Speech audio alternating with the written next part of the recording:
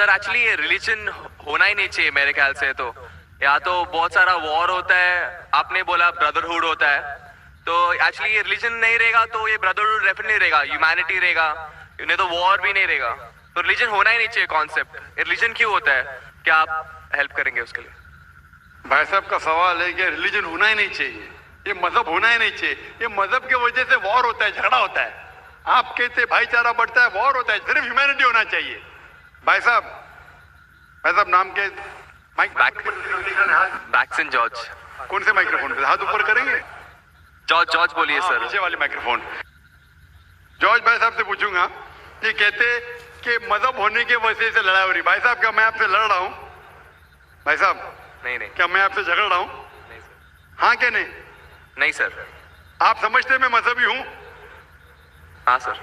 हूँ ना? तो मैं क्या आपसे लड़ रहा हूँ? जो सही मजहब को जानता है, सच्चा मुसलमान है, वो आम तौर पे झगड़ा नहीं करेगा।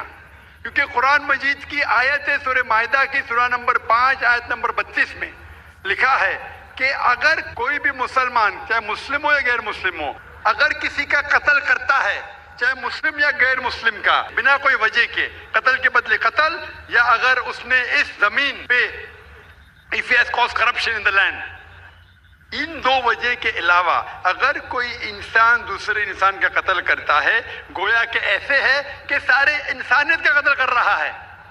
मैं आपको एक मिसाल दूंगा। जब मैंने लेक्चर दिया था टेररिज्म मुस्लिम मोनोपोली, तो अक्सर जैसा हमारा सेशन होता है कि गैर मुस्लिम को पहले चांस दिया जाता है, तो जब मैं कह रहा था इस्लाम के बारे में, इस्लाम की क्या राय है दहशतगर्दी के बारे में, जिहाद के बारे में, तकरीर के दौरान मैं मिसाल दे रहा था कि मुसलमान टेररिस्ट नहीं होते अक्सर, और इस्लाम मजहब टेररिज्म के खिलाफ है, दहशत के खिलाफ है। सवाल जवाब के मौके पे एक हिंदू ने मुझसे सवाल पूछा कि जाकिर भाई, जो गुजरात में हुआ, जो मुसलमानों के साथ जो गलत हुआ, जो मुसलमान औरत के साथ बलात्कार हुआ, अगर मैं होता तो मैं भी हिंदुओं को यहाँ चुन चुन के मारता था। तो जो मुसलमान हिंदू को, अगर ट्रेन ब्लास्ट में कोई हिंदू मरा और मुसलमान ने किया तो मेरे नजदीक सही है। ये हिंदू मुझसे कह रहा है कि मेरा जज्बा भी, अगर कोई मेरी बहन का बलात्कार करे तो मेरा जज्बा भी जागेगा और मैं बम्बई में हिंदू का कत्ल करूंगा। कौन कह रहा है? हिंदू मुझसे कह रहा है। तो मैं उसको जवाब देता हूं, भाई साहब आप बिल्कुल सही कहते हैं। आम इंसान यही सोचेगा, आम इंसान यही सोचेगा, और आप आम इंसान जैसे सोच रहे, और सब पब्लिक में तालियां बज रही थी। लेकिन मैं आम इंसान नहीं हूं, मैं मुसलमान हूं। मेरा मजहब, मेरा कुरान, मेरा रब मुझे इजाजत नहीं देता है, अगर कोई हिंदू ने किसी मुसलमान का कत्ल किया है या कोई औरत का बलात्कार किया है, मैं वही मजहब के इंसान को बंबई में उसका कत्ल नहीं कर सकता हूं। ये इजाजत ही नहीं है। अगर मैं शायद मुसलमान नहीं होता तो मैं कहता था हाँ वो हिंदू से आप सही कह रहे हैं। मेरा मजहब मुझे इजाजत देता ही नहीं। ये आपकी इंसानियत है जो कह रही है। मुसलमान होने के लिए इंसान होना फर्ज है, लेकिन इस्लाम इंसानियत से ऊंचा है।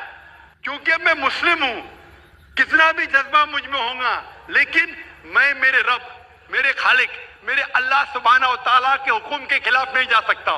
जो शख्स ने कोई मुस्लिम औरत का बलात्कार किया, उसको पकड़ो और उसको पुलिस के हवाले करो, पकड़ के सजा दो, लेकिन दूसरे इंसान को वही मजहब के अगर मैं कत्ल करूंगा, ये बिल्कुल इस्लाम के खिलाफ है।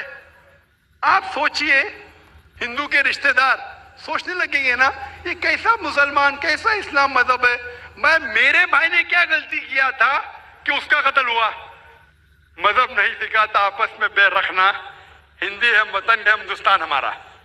आप जो कह रहे, इंसानियत का सबक जो कह रहे हैं आप, इंसानियत अच्छी चीज है, लेकिन इस्लाम इंसानियत से ऊपर है। इस्लाम इंसानियत से और ऊंचा है। और जब आप मजहब सीखेंगे तो कई चीज जो इंसान जज्बे से करता है, जो गलत है, अगर आप सच्चे मजहबी है तो ये गलत नहीं कहेंगे, ये गलत काम कभी भी नहीं कहेंगे। जो लोग मजहब के नाम पे गलत काम करते हैं उनको दोषी ठहराइए, मैं आपके साथ हूं। लेकिन कहना कि मजहब के वजह से ये दंगे फसाद होते हैं और जंग होती है, बिल्कुल गलत।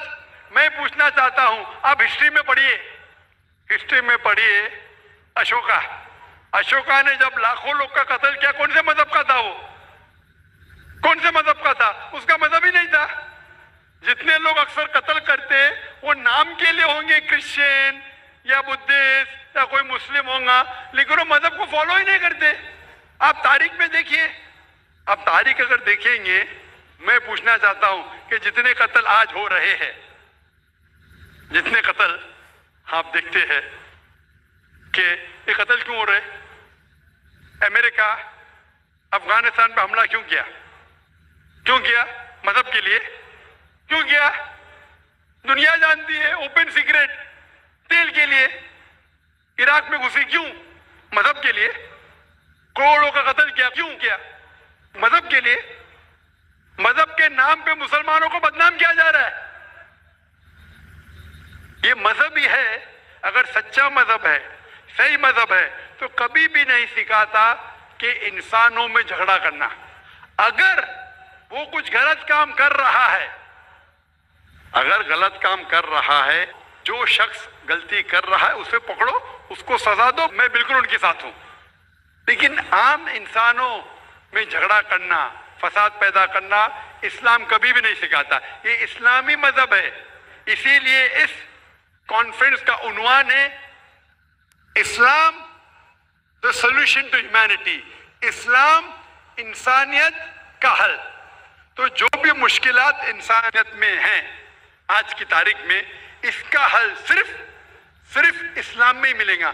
आप मुझे बताओ, कुरान की कौन सी आयत कहती है कि बिना वजह किसी इंसान का कत्ल करना चाहिए? आप कुरान का हवाला दो, मैं आपकी बात को मान लूंगा। आप सिर्फ मीडिया के जरिए, जो मीडिया गलतफहमी फैला रही है इस्लाम के खिलाफ, उसकी बुनियाद पे कहने लगेंगे कि मजहब के वजह से ये दंगे फसाद होते हैं या मजहब के वजह से लोग कत्ल करें एक दूसरे का। ये बिल्कुल बेबुनियाद है। मैं पूछूंगा, कुल हाथु बुरहानुकुम इन कुंतुम सादिकीन, आप अपना सबूत पेश करो अगर आप सच्चे हो। मेरा नाम आनंद करवा है। मैं बाई प्रोफेशन सीए हूँ। मैं डॉक्टर जाकिर साहब को दुबई से जानता हूँ। वहाँ पे मेरा एक मुस्लिम फ्रेंड था, उसने आपके बारे में मुझे बताया था। मैं आपका शुक्रिया अदा करना चाहता हूँ कि आपने इस्लाम के बारे में बहुत सारी भ्रांतियों को दूर किया है। मेरी मुसलमानों के बारे में जो अच्छी बातें हैं वो ये है कि मुसलमान लोग ज़्यादातर झूठ नहीं बोलते हैं, किसी को धोखा नहीं देते हैं, दूसरे का पैसा भी नहीं खाते हैं।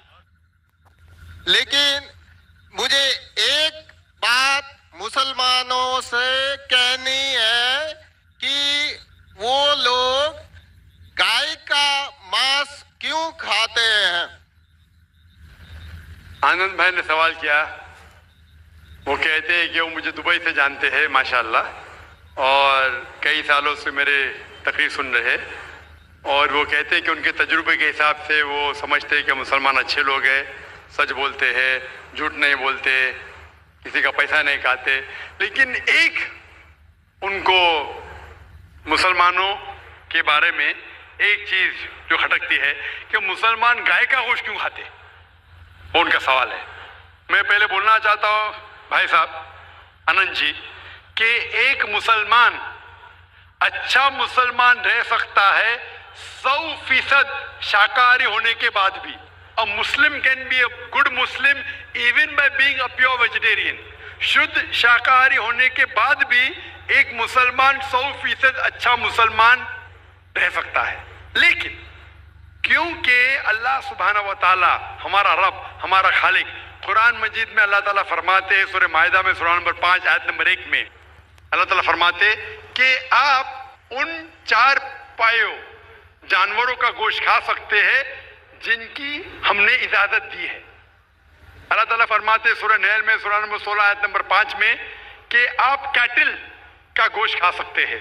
कुरान में जिक्र आता है सूरह मोमिनून में सूरह नंबर 23 आयत नंबर 21 में कि आप कैटल में से आपको मिलता है दूध, उनमें से मिलती है आपको गर्मी और आप इनका गोश्त खा सकते हैं। तो जब अल्लाह सुब्हाना व तआला हमारा खालिक हमारा मालिक कहता है कि आप गोश्त खा सकते, तो क्यों हमें नहीं खाना चाहिए?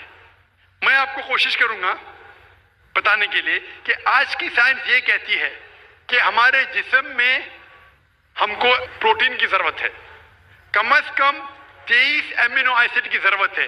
यही 23 में से 8 अमीनो एसिड हमारे जिस्म में नहीं बनते, उसके लिए फर्ज है कि ये हमारे खाने में हमें ये अमीनो एसिड मिलना चाहिए। कोई भी शाकाहारी, कोई भी भाजी पाला नहीं है जिसमें आटों के आटो अमीनो एसिड मौजूद है। फ्लैश में, गोश्त में आटो अमीनो एसिड मौजूद है। इसे साइंस कहती है कंप्लीट प्रोटीन, कंप्लीट फूड। आज साइंस ये कहती है कि फ्लैश फूड में, गोश्त में प्रोटीन है, नियासिन है, विटामिन B1 है, इससे सेहत अच्छी बनती है। और आज आप देखेंगे जो जानवर जो शाकाहारी होते हैं, जो सिर्फ भाजी पाला खाते हैं, भेड़, बकरी, गाय, आप देखेंगे इन जानवरों के दांत इनके चपटे हैं, उनके पास हर्बीवोरस सेट ऑफ टीथ है। ये सिर्फ भाजी पाला खाते, गोश्त खा ही नहीं सकते। जब आप देखेंगे मांसाहारी जानवर के दांत, शेर बब्बर, चीता, उनके नोकीली दांत होते हैं। ये सिर्फ गोश्त खाते हैं, भाजी पाला खा ही नहीं सकते। जब आप अपने दांत आईने में देखेंगे तो भगवान ने, ईश्वर ने, हमारे खालिक ने हमें दोनों दांत दिया है, चपटे दांत भी दिया है और नोकीले दांत भी दिया है। अगर हमारा ईश्वर चाहता था कि हम सिर्फ भाजी पाला खाएं तो ये नोकीले दांत क्यों दिया? गोश्त खाने के लिए। आज की साइंस कहती है कि हम जो डाइजेस्टिव सिस्टम है हर्बीवोरस एनिमल का, गाय, भेड़, बकरी के, वो सिर्फ भाजी पाला डाइजेस्ट कर सकते, गोश्त को डाइजेस्ट कर ही नहीं सकते। जो डाइजेस्टिव सिस्टम कार्निवोरस एनिमल का है, चीता, शेर बब्बर, ये सिर्फ गोश्त डाइजेस्ट कर सकते, भाजी पाला नहीं। लेकिन हम इंसानों को अल्लाह ताला ने, हमारे ईश्वर ने स्मॉल इंटेस्टाइन भी दिया है, बिग इंटेस्टाइन भी दिया है। हम भाजी पाला भी डाइजेस्ट कर सकते, गोश्त भी डाइजेस्ट कर सकते। अगर हमारा ईश्वर चाहता था कि हम सिर्फ भाजी पाला खाए तो हमें ये डाइजेस्टिव सिस्टम क्यों दिया जो गोश्त को भी डाइजेस्ट कर सकता है? तो साइंटिफिकली हमारा जिस्म हमारे ईश्वर ने ऐसा बनाया है कि हम भाजी पाला भी खा सकते हैं, गोश्त भी खा सकते हैं। और बहुत लोगों को गलत फहमी है कि हिंदू मजहब में गोश्त खाने की ममानियत है। भाई आप हिंदू है ना? हिंदू है। आपके नाम से लगता है आप हिंदू है। हिंदू है ना सर? जी हिंदू है। आप हिंदू है ना? हाँ, बिल्कुल सही, आपके नाम से लग रहा है आनंद आपका नाम है, आप हिंदू है। आपको गलत फहमी होंगी कि हिंदू मजहब में गोश्त खाना हराम है। आप जब हिंदू मजहबी किताब पढ़ते हैं, आपके मजहबी किताब में लिखा है कि गोश्त भी खा सकते हैं, मांस भी खा सकते हैं और बीफ भी खा सकते हैं, गाय का गोश्त भी खा सकते हैं। आप जब पढ़ेंगे मनुस्मृति चैप्टर नंबर 5 अध्याय नंबर 5 श्लोका नंबर 30 में लिखा है कि अगर खाने वाले जानवर, अगर खाने वाले मखलूक उस चीज को खाती है जो खाने वाले जानवर है, तो आप कोई गुनाह नहीं कर रहे, क्योंकि ईश्वर ने कुछ मखलूक को बनाया है खाने के लिए और कुछ मखलूक को खा जाने के लिए।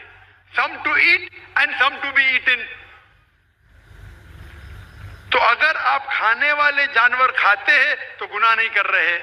लिखा है मनुस्मृति में अध्याय नंबर 5 श्लोका नंबर 31 में कि अगर आप पूजा के लिए जानवर को कत्ल करते हैं तो कोई गुनाह नहीं करते। लिखा है मनुस्मृति में अध्याय नंबर 5 श्लोका नंबर 39 और 40 में कि ईश्वर ने कुछ जानवर को बनाया है पूजा के लिए, सैक्रिफाइस के लिए। तो killing in sacrifice is not killing. तो कत्ल करना पूजा में कत्ल नहीं है। तो मनुस्मृति के मुताबिक आप गोश्त खा सकते हैं। फिर आप जब मुताला करेंगे महाभारत का, महाभारत में अनुशासन पर्व में अध्याय नंबर 88 में युधिष्ठिर, पांडव के 5 भाई थे, आपने युधिष्ठिर का नाम तो सुना होगा। युधिष्ठिर जो पांडव के 5 भाई थे, युधिष्ठिर पांडव में सबसे बड़ा भाई था। वो पूछता है भीष्म से कि हम यज्ञ में, पूजा में क्या खाना दे ताकि हमारे परदादा खुश होंगे। तो भीष्म कहता है अगर हम यज्ञ में, पूजा में चावल, बार्ली, सेब, भाजीपाला देंगे तो हमारे परदादा 1 महीने के लिए संतुष्ट रहेंगे। अगर हम मछली देंगे तो 2 महीने के लिए, अगर गोश्त देंगे 3 महीने के लिए, अगर खरगोश देंगे तो 4 महीने के लिए, अगर बकरी देंगे तो 5 महीने के लिए, अगर सुअर देंगे तो 6 महीने के लिए, अगर परिंदा देंगे तो 7 महीने के लिए, अगर हिरन देंगे तो 8 महीने के लिए, अगर बैल देंगे तो 11 महीने के लिए, अगर गाय देंगे तो पूरे 1 साल के लिए हमारे परदादा संतुष्ट रहेंगे। 1 साल। क्या दूध की बात कर रहे हैं सर? आप बफेलो देंगे, बफेलो तो 12 साल के लिए, अगर राइनोसरस देंगे या रेड मीट, लाल गोश्त, तो हमारे परदादा हमेशा के लिए संतुष्ट रहेंगे। पूरा मेन्यू है महाभारत में, हिंदू किताब में पूरा मेन्यू है।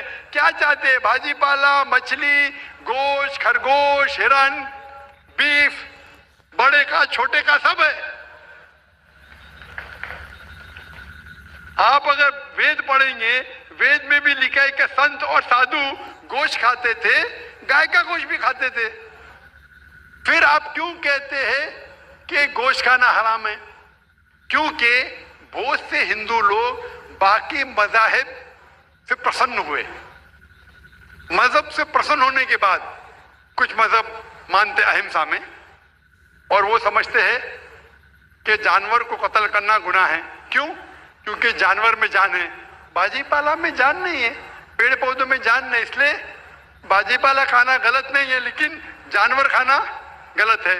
आज साइंस तरक्की कर चुका है और हम जानते हैं कि पेड़ पौधों में भी जान है, तो उनकी लॉजिक जरा बदल गई। हाँ जाकिर भाई, हम जानते हैं पेड़ पौधों में जान है, लेकिन पेड़ पौधे, उनको दर्द का एहसास नहीं है, उन्हें दर्द नहीं होता। पेड़ पौधों को दर्द नहीं होता है और जानवर को दर्द होता है, इसीलिए जानवर खाना बड़ा गुनाह है, पेड़ पौधे खाना कम गुनाह है। आज साइंस फिर से तरक्की कर चुका है। तरक्की करने के बाद साइंस ये कहती है कि पेड़ पौधों को भी दर्द होता है, लेकिन उनकी दर्द की आवाज आपको सुनाई नहीं देती। हम इंसान सिर्फ 20 साइकिल्स और 20,000 साइकिल्स के दरमियान फ्रीक्वेंसी में सुन सकते हैं, इसके नीचे, इसके ऊपर नहीं सुन सकते। वो चीखते हैं लेकिन हमें उनकी आवाज सुनाई नहीं देती। तो एक शख्स ने मुझसे सबसे ज्यादा बहस किया और कहा कि जाकिर भाई, मैं मानता हूं कि पेड़ पौधों में जान है, पेड़ पौधे को दर्द होता है, लेकिन पेड़ पौधों में सिर्फ 2 या 3 सेंसेस है, जानवरों में 5 सेंसेस है, इसलिए जानवर का कत्ल करना बड़ा गुनाह है। तो मैंने उससे पूछा कि अगर आपका भाई पैदा होता है 2 सेंसेस कम के साथ, वो सुन नहीं सकता है और बात भी नहीं कर सकता है, गूंगा है और बहरा है, जब वो बड़ा होता है और अगर कोई इंसान उसका कत्ल करता है तो क्या आप जाके कहेंगे जज से, मिलॉर्ड कातिल को कम सजा दो क्योंकि मेरा भाई गूंगा था, बहरा था, वो सुन नहीं सकता था, बात नहीं कर सकता था? आप तो कहेंगे कातिल को डबल पनिशमेंट दो, मेरा भाई तो मासूम था, ना सुन सकता था ना बात कर सकता था। इस्लाम में 2 सेंसेस देखो, 2 सेंसेस वो नहीं। इस्लाम में अल्लाह ताला फरमाते सूरह बकरा में सूरह नंबर 2 आयत नंबर 168 में, 168 में, eat of the good things which अल्लाह हैज प्रोवाइडेड यू, जो अच्छी चीज आपको आपके अल्लाह ने दी है उसको आप खा सकते हैं। तो आप अगर मुताला करेंगे मजहबी किताबों का और साइंस का, गोश्त खाना कोई गलत नहीं है।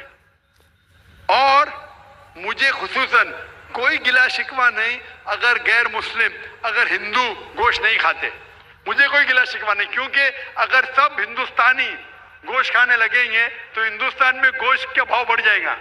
आज महंगाई का जमाना है, पेट्रोल का भाव बढ़ रहा है, सब हिंदुस्तानी गोश्त खाने लगेंगे तो गोश्त का भाव भी बढ़ जाएगा। तो मुझे कोई गिला शिकवा नहीं आप अगर गोश्त नहीं खाते, लेकिन अगर आप ये कहेंगे कि गोश्त खाना गलत है तो आपको आपके मजहबी किताबों के बारे में नहीं पता है और साइंस का भी नहीं पता है। अगर आप कहेंगे किसी की जान नहीं लेना चाहिए तो आप 2 मिनट भी जी नहीं सकते। हम जो सांस ले रहे हैं ये जर्म्स है, जर्म्स में भी जान है। आप सांस लेने से उनका कत्ल कर रहे हैं तो आप जी नहीं सकेंगे। इस्लाम में ये है कि जो चीज की इजाजत है वो आप खा सकते हैं, जो हराम है उसको नहीं खाना चाहिए। Hope that answers the question.